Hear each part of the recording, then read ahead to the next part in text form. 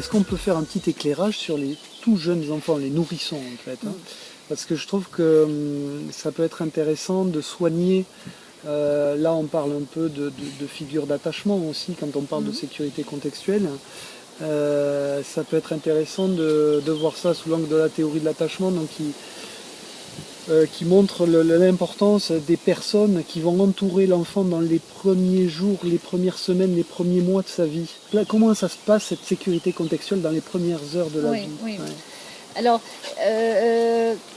je ne vais pas dire dans les premières heures de la vie, parce que d'après Bowlby, qui a travaillé sur cette notion d'attachement, une figure d'attachement, pour lui, elle se construit plutôt vers les 5-6 mois. Hein. Dans le sens, c'est toujours pareil, l'enfant, il consacre son énergie à ses besoins physiologiques, et ensuite, il va travailler sur les... Enfin, travailler, pour l'enfant, c'est peut-être un mot un peu grand, mais il va finalement... mettre son énergie dans la sécurité contextuelle. Et là, c'est là où il commence à rechercher la personne qu'il peut associer à sa protection. C'est-à-dire, il pleure, il y a un visage, il y a une personne qui vient, il y a un visage qui vient, il y a une énergie qui vient, et à chaque fois que cette énergie vient, il se rend compte que ça va mieux, donc elle le protège.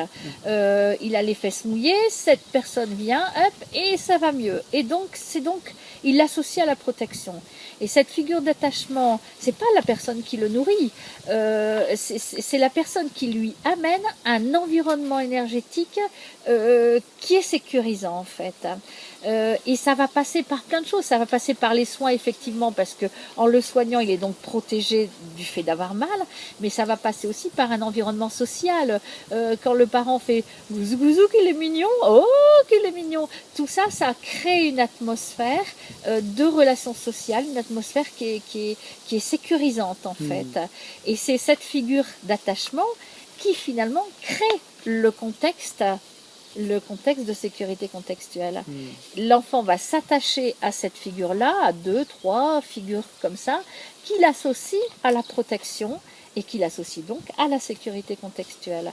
Et s'il y a des manques au niveau de cette figure, pour plein de raisons possibles,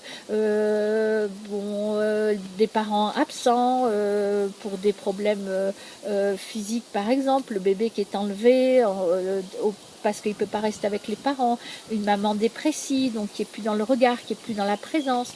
S'il y a des difficultés à ce niveau-là, de ce fait-là, l'enfant il ne trouve pas cette sécurité contextuelle. Et il va donc avoir des manques par la suite, parce qu'il ne peut pas intérioriser quelque chose. Et de ce fait-là, il va avoir des manques, il va falloir reconstruire cette sécurité contextuelle plusieurs années encore de suite, parce qu'il ne l'aura pas trouvé au départ et il ne l'aura pas intériorisé comme sécurité intérieure.